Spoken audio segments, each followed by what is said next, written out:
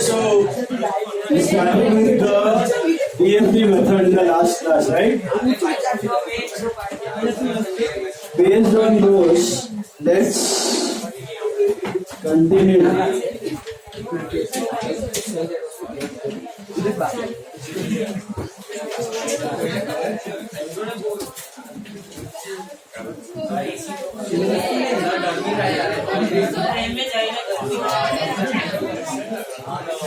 Full अभी PFD method में I think Roshan Singh ने किया था।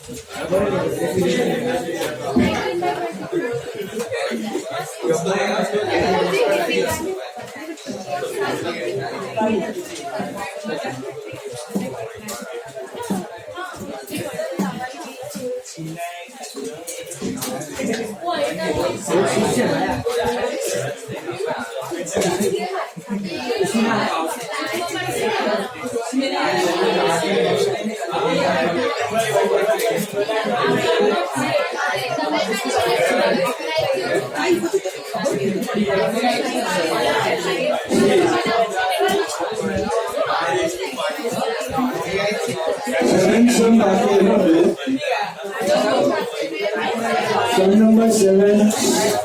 Hello. 7 बाकी है।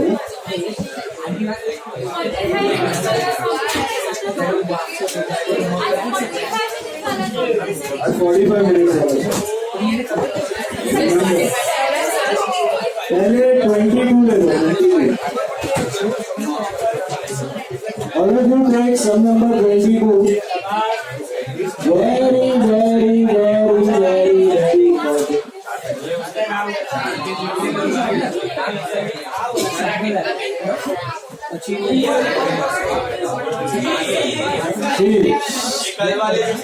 सम नंबर 22 देखो कितना स्टार बना हुआ है। 1 2 3 4 5 16 स्टार्स का सम है। Very important sum. Sum number 22 we will try to complete as early as possible. Come on guys, take 20 seconds sum. It is PFD method का sum. FIM. मुझे बताओ what do you mean by PFD? PFD stands for provision for depreciation. Please don't talk now. Listen to me. Provision for depreciation. Is it clear? Now let's understand. PFD is provision for debris. It means accumulated depreciation. Okay. So what is the differentiating factor over here? Instead of recording depreciation in the asset account, we record it in the PFD account. And PFD is like a liability. PFD is like a liability, but for presentation purpose we subtract from assets. So हर साल इस method का advantage क्या है? आपको दोनों चीजें सामने दिखाई देती है। क्या दोनों चीजें? एक तो आपका एसेट का कॉस्ट और उसका जमा हुआ डेबिट। एसेट का कॉस्ट एसेट के बैलेंस में दिखता है और जमा हुआ डेबिट PFD के बैलेंस में दिखता है। समझ में आया? तो पहले साल एसेट 50,000 दिखेगा, PFD 10। तो WDV ढूंढना है तो कैसे ढूंढोगे? Cost minus PFD, cost minus PFD। Is this clear? दूसरे साल का मिला के डेब्री हो जाएगा 20। तो asset will be at 50, PFD will be 20. So your WDV will become 30. You know what is WDV to what? Depreciated value. Is this clear? So if you want to know the depreciated value, just subtract PFD balance from your asset account. Is this clear?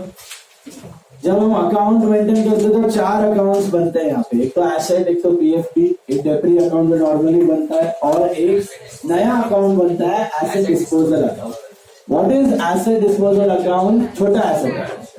वो बड़ा asset में से आप cost और उसका जमा हुआ डेप्री transfer कर देते हो, छोटा एसेट.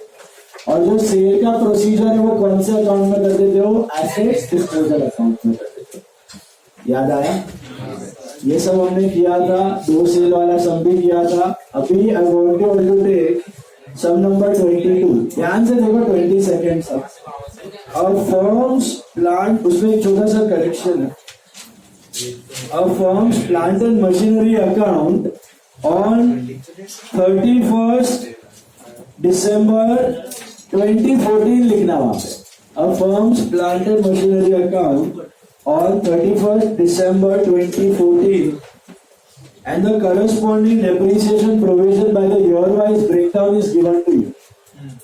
तो 2014 के एंड में वो बता रहा है कि आपका एसेट अकाउंट और आपका PFD अकाउंट, आपका एसेट अकाउंट और आपका PFD अकाउंट का बैलेंस क्या था. Okay, at the end of 2014, at the end of 2014, it is showing you the value of what? It is showing you the value of asset account and what? PFD account. It is showing you the value of asset account and PFD account. Listen, okay? Now, if you read, they have given you the details of those machinery which the business owns at the cost and उसमें जमा हुआ डेप्री. Okay? Year of purchase 1998, 2004, 2005, 6, 13 and 14. Read further. Depreciation is at the rate of 10% per annum on cost. अगर आप 10% on cost मार रहे हो, मतलब कौन सा मेथड हुआ?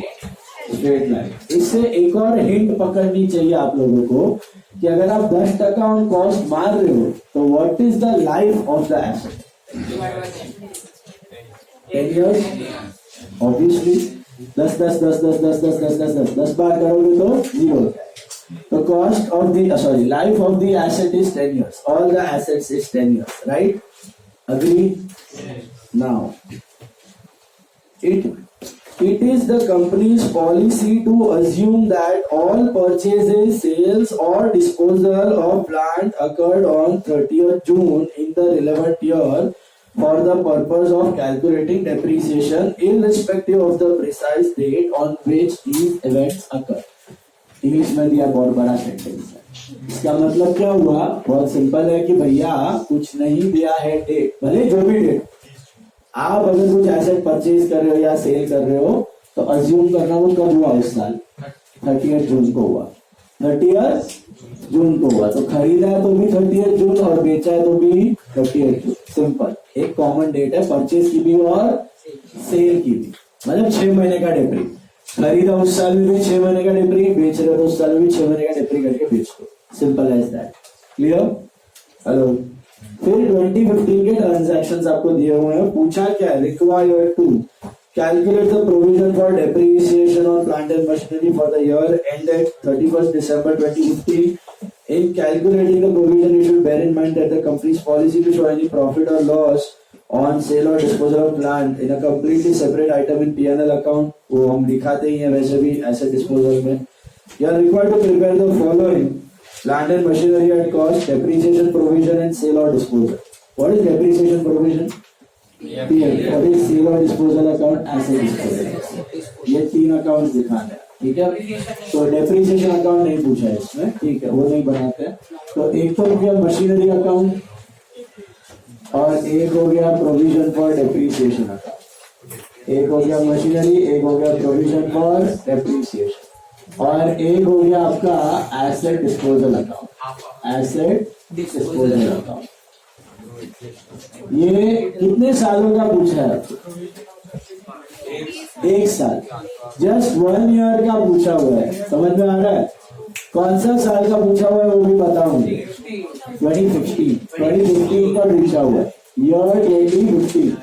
My question to you is your 2015 your first year of purchase or continuing? Continuing year है, सही बात? हेलो हेलो हेलो, सही बात। डेप्री अकाउंट नहीं बनाना है, चलेगा, नहीं पूछा है। वर्किंग नोट के फॉर्म में करना है तो कर सकते हो, बट इधर जरूरत नहीं है, इट्स फाइन।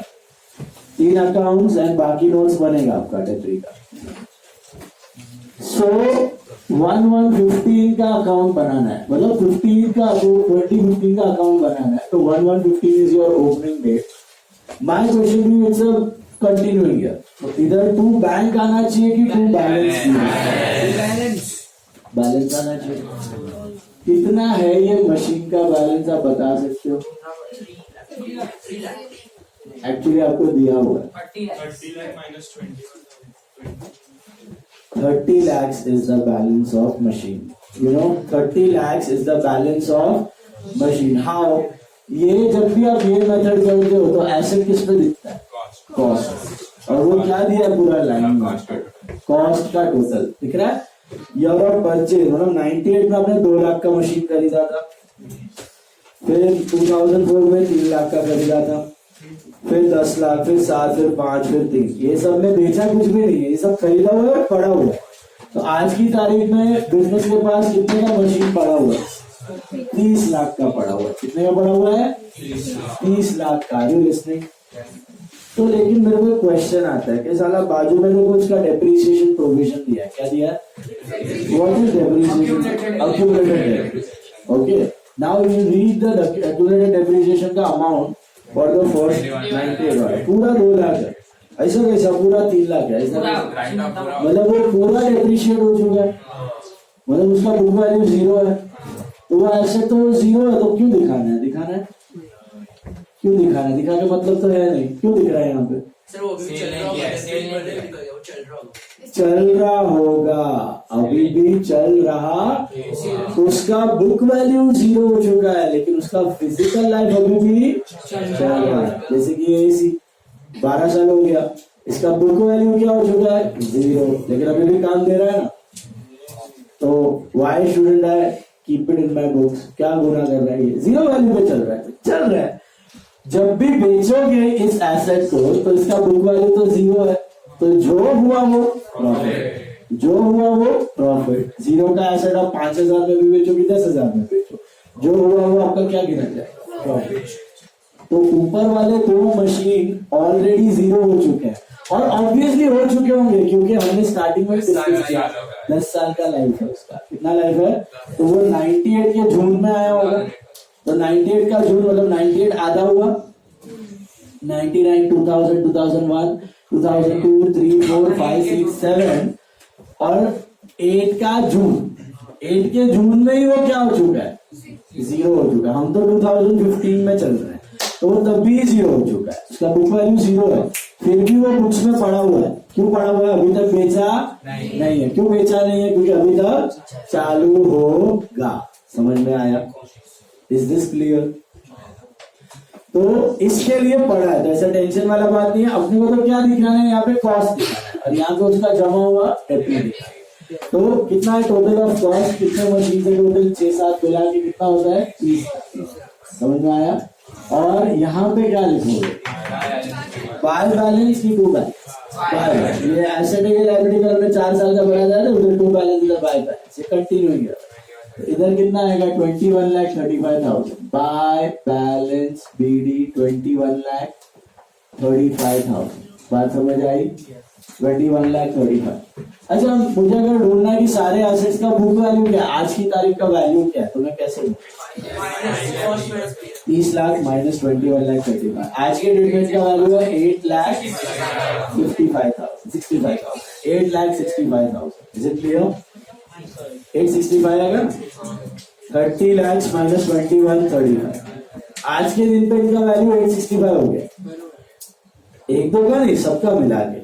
उसका तो 0 है, पहले वाले का 0 है, दूसरे वाले का 0 है, तीसरे वाले का 50,000 है। समझ रहे कैसे बोल रहा हूँ? चौथे वाले का 1,05,000 है, पांचवें वाले का 425 है, उसके बाद वाले का 285 है। माइनस कर, समझा? Cost minus PFD will give you your WDV return down value, book value, structure समझा क्वेश्चन का? फर्स्ट ईयर है कंटिन्यूइंग ईयर? 98 से चल रहा है, हम लोग 2015 का अकाउंट बना रहे हैं, ओपनिंग बैलेंस स्टार्ट हो गया है। 2015 के ट्रांजैक्शंस देखो। Number 1 purchase of plant and machinery amounting to 15 lakh, what is that? 2 बैग मशीनरी में लिखो 2 बैग। पहला वाला हो गया 15 लाख, पहला वाला हो गया 15 lakh. This is on which date, beta? Any damn purchase or sale will happen on 30th June. Take it out. Plant that had been bought. Next one. Plant that had been bought in 2004 for 1,70,000 was scrapped. 2004 में 1,70,000 का लिया था, वो अभी scrap हो चुका है। मतलब उसका सेल वैल्यू क्या है? 0। उसका सेल वैल्यू क्या हो चुका है? 0 हो चुका है। जब भी आप सेल करते हो क्या ढूंढते हो? प्रॉफिट और loss on sale. Start with original cost as on. कब खरीदा था ये? 30 जून 2004। कितने का था? 1,70,000 का था। 1,70,000 का था, बराबर है? अभी जरा सा दिमाग लगाना है आपको। 1,70,000 का था 2004 में और बेच रहे हो 2015 में, तो क्या हमें 10 साल का 21 साल का डेप्री कर चुके हैं? आप लोग डायरेक्टली कॉमन सेंस अप्लाई कर सकते हो। देखो 2004 आधा 2004 को साइड पे रखो, ठीक है? 10 साल की लाइफ है, याद रखना। 2005, 6, 7, 8, 9, 10, 11, 12, 13, 14 का आधा, 14 के आधे मतलब 30 जून 2014। 30 जून 2014 को ये क्या हो चुका है? पूरा 10 साल हो गया, तो फुल 10 ईयर से डेप्रिशिएट हो गया। तो आज के डेट में इसका बुक वैल्यू क्या है? 0। तो इधर आप सीधा लिख सकते हो लेस डेप्रिसिएशन फ्रॉम 2004 to 2014 1,70,000। तो आज के डेट में इसका WDV एज ऑन 30 जून 14 को ही 0 हो गया। तो क्या फिर 14 और 15 का डेप्री मारूं? 0 ही है, मारने का सेंस ही नहीं बनता। तो WDV एज ऑन 30 जून 15 क्या है इसका? 0 ही है। सीधा WDV एज ऑन 30 जून 15 0 है। उसको आपने कितने में बेचा? Less sale value is what? 0. So is there any profit or loss? 0. No profit, no loss. No profit, no loss. समझा? सेल वैल्यू है नहीं ना? स्क्रैप बंगाल में मुफ्त में दे दिया किसी को, किसी गरीब का भला किया। आपको 1 रुपया मिला कि नहीं मिला इसका? वो machinery How many steps were there at the time of sale? याद करो, पहला स्टेप था charge current year's depre. Is there any current year's depre? No. Step 2 और 3 अलग थे। वो क्या थे? जो निकल गया मशीनरी उसका कॉस्ट यहाँ से रिमूव करना है और यहाँ से उसका जमा हुआ डेप्री भी रिमूव करना है। तो यहाँ पे आ जाएगा क्या? Bye asset disposal. क्या आ जाएगा? Bye asset disposal. कितना? 1,70,000। और एसेट डिस्पोजल में आएगा 2 मशीनरी 1,70,000। डेट क्या होगा? 30 जून 15। ये क्या किया मैंने? मेरे टोटल एसेट्स में से मैंने इस एसेट को निकाल दिया, क्योंकि ये गया, बड़ा होता तो रहने देता, गया डिस्कार्ड कर दिया तो हटा दो, समझा? और इसका जमा हुआ डेब्री किधर पड़ा? PFD में। इसको भी मैं हटा दूंगा, तो इधर क्या लिखूंगा? चार्ज किया तो क्रेडिट, निकाल रहा हूं तो डेबिट में आएगा ना? सही बात ना? चार्ज कर रहा हूं तो क्रेडिट साइड आएगा, रिमूव कर रहा हूं तो डेबिट साइड आ जाएगा। This is balance.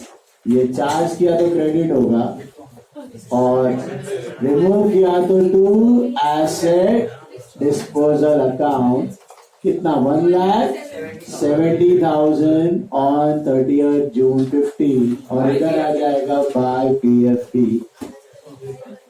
1,70,000 story over. इधर इसका छोटा एसेट का वैल्यू कितना है cost minus PFD is 0 no share value no profit loss तो खत्म।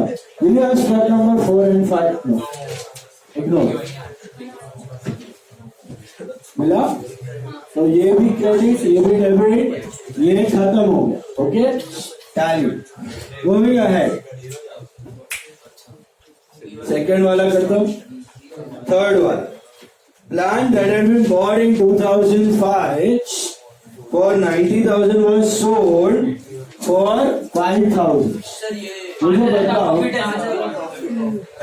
आपने 2005 में खरीदा था दिख रहा है वर्किंग नोट टू प्रॉफिट और लॉस ऑन सेल कब खरीदा था 2005 so original cost as on 30th June 05 कितने का था हाँ 90 दिमाग लगाओ जून 2005 सर वो सर ओके 2005 आधा गया 10 साल का लाइफ है ना आधा गया 9.5 साल बाकी है राइट 2005 गया 2006 7 8 9 10 11 12 13 14 14 तक 15 तक आता है 9.5 years हो गए तो कैन आई से 1/115 तक 9.5 साल हो गए अग्री 1 सेकेंड 2005 का आधा 6 7 8 9 10 11 12 13 14 31st December 14 तक मतलब 1/115 तक 9.5 years से डेप्रिशिएट हो गया तो less depreciation from 5 to 14 9.5 years 9.5 years इस पे करोगे ना आपको मिलेगा 85,500 कैसे करने का 9.5 years 90,000 into 10/100 into 9.5 नहीं तो आधे साल का निकाल लो 6 महीने का निकालो तो बाकी मिल जाएगा 9,500 FIM आता है ना फॉर्मूला 90,000 into अरे तो ये साल का करंट ईयर का डेप्री मारेंगे ना वो रिकॉर्ड भी तो करना है देखो इसको पहले 9.5 years से करो 31st December 14 तक करो या 9.5 years समझा 85,500 आया तो आपको मिलेगा WDV as on 1/115 WDV as on 1/115 is how much 4,500 is that right is this clear guys